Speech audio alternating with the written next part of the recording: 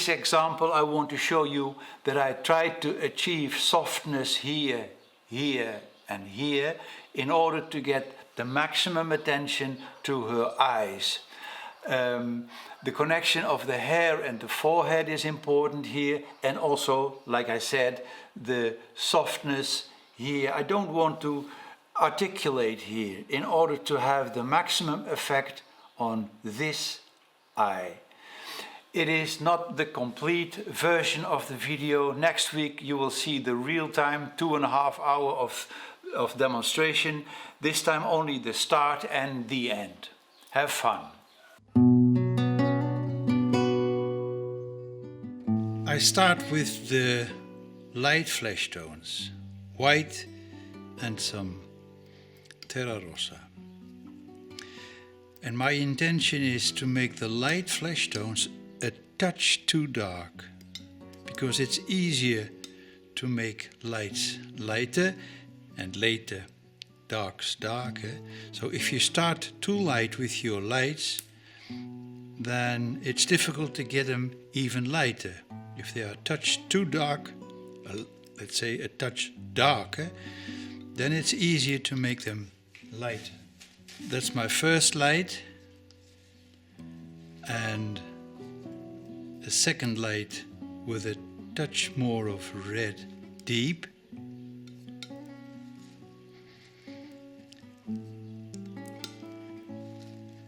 For the cheeks, and a light with some more green in it.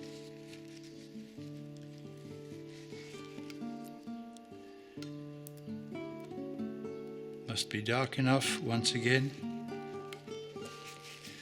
But I have to make first a lighter green, and you've seen this before. Viridian green with a touch of ochre makes it a lighter green.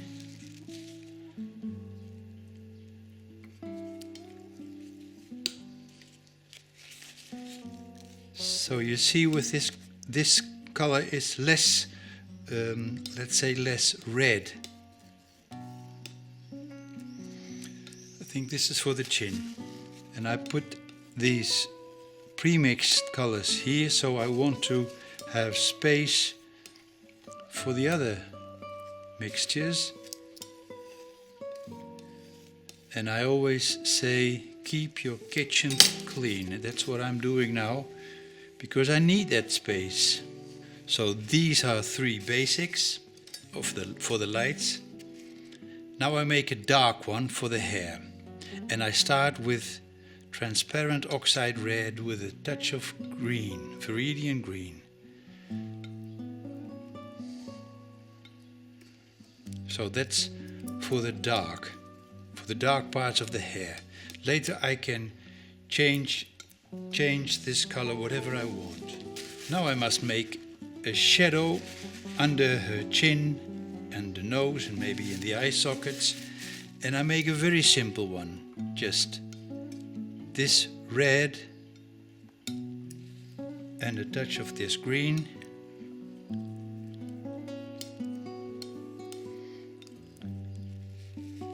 Well, that's not deep enough, so more Viridian green.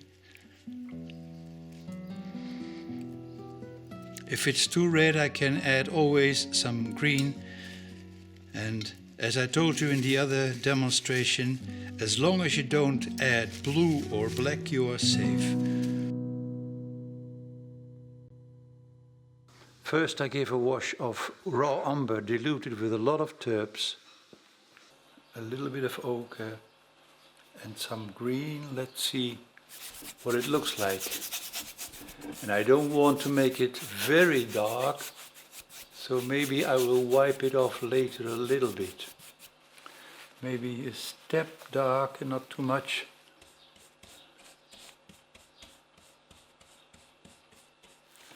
First I start with the hair, the darkest part, and I prepared this color for the hair, and I start just covering the whole area with a basic color. Now what I want to show you is when you want to end here later, you go a little bit over the edge and later you come back. And that is because you want to make a good connection. If you leave white lines, you'll meet difficulties later.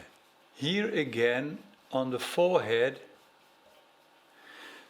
there is a cast shadow of the locks of hair on her forehead, and I prepare first, let's say I'm painting now the shadow, the cast shadow of that lock of hair. Later I come back with the color of the skin and of the hair itself.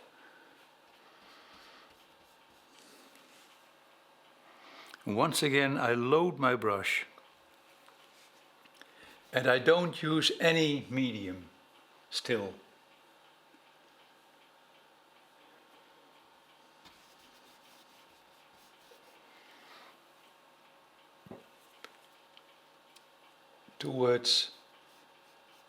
Downwards the hair has some more blonde colors, so maybe I should prepare first a sort of more reddish and less paint, because on top of that I will make some lighter indications and later some darkers, of course,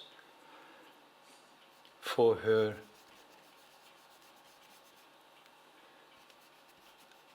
the color change of her hair over here. Now, come back with a darker one here.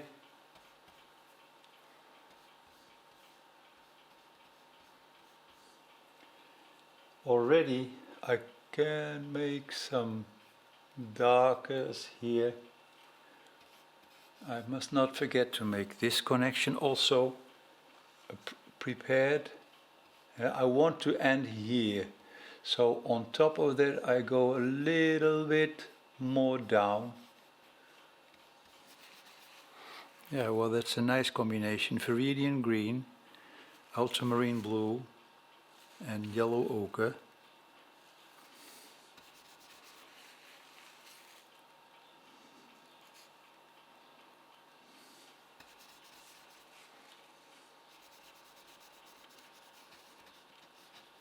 I start with the shadows in the face.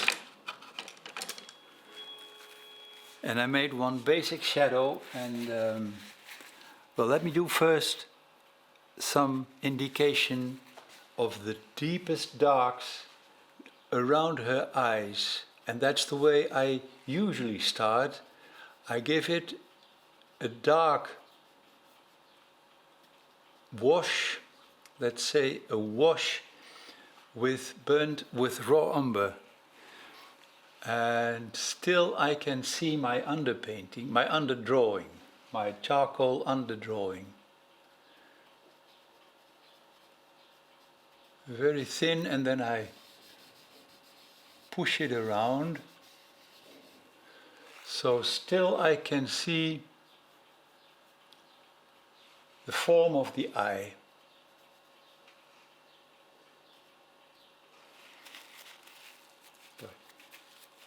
And maybe some connection for the shadow here.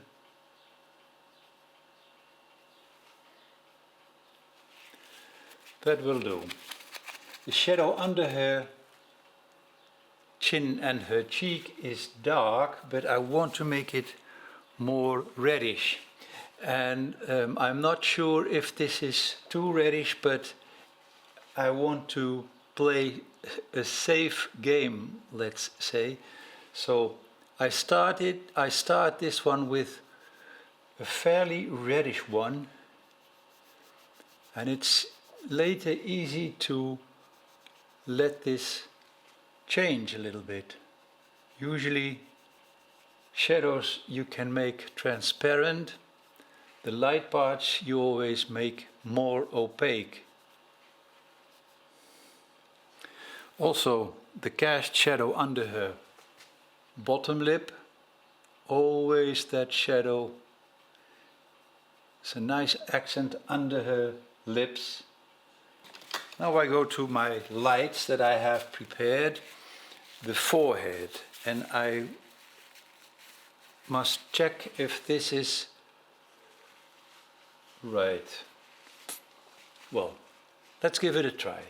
Now you see that with this color I go back into this one. You see, I go back into that prepared, maybe a touch lighter, the preparation that I did for the hair.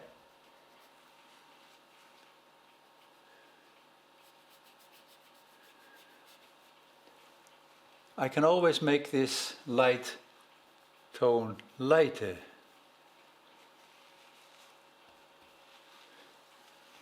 Here the connection, you see, now there is already a soft connection. Towards the temple I make it more greenish. So I added a little bit of ochre and a little bit of that ochreish green. Towards the nose I prefer a touch of this cool one.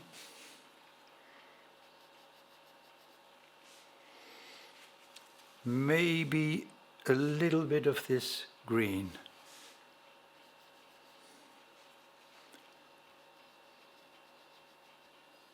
Now her cheek once again has that more reddish one. Touch lighter maybe.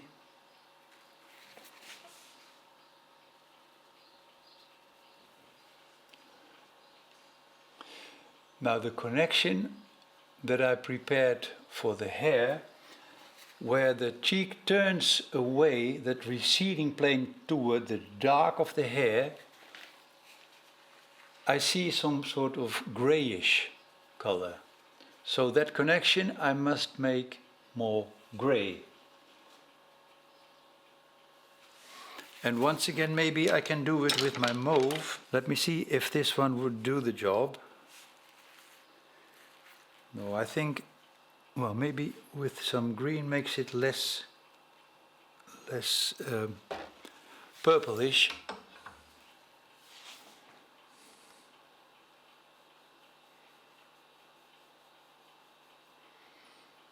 I softly go until that edge and I take some paint with my brush into her face. From the cheeks here I go to the chin, and there is usually less red and more grey. I told you that in the three color zones of the face, so less red or less ochreish.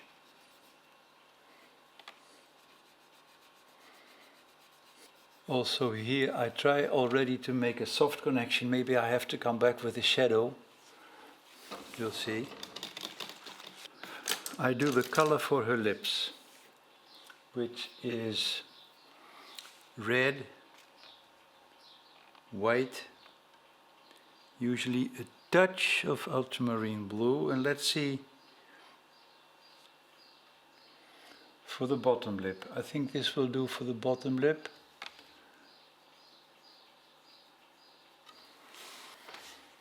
Now the upper lip, darker, more red, a touch of crimson. Be careful that I don't take too much of that stuff. I think I add a touch of that green because I don't want it to be so red.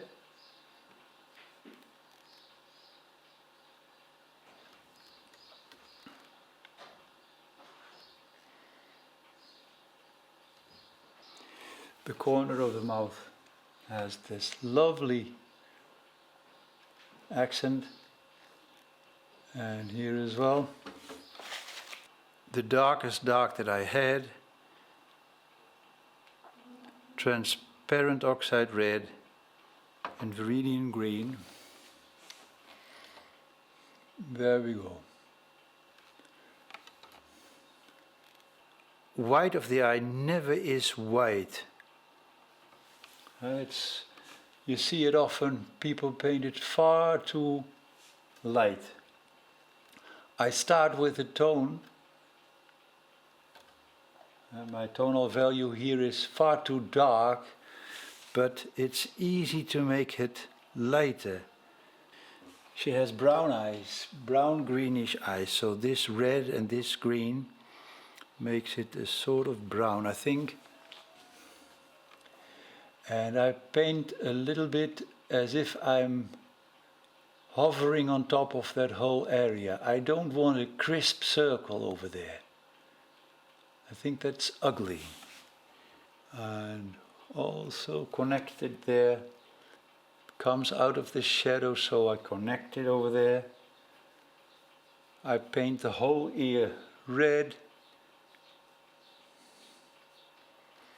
Going down I add more light. So it's a very schematic solution for the ear. On top of it I can make a shadow and a highlight, and then the ear is painted.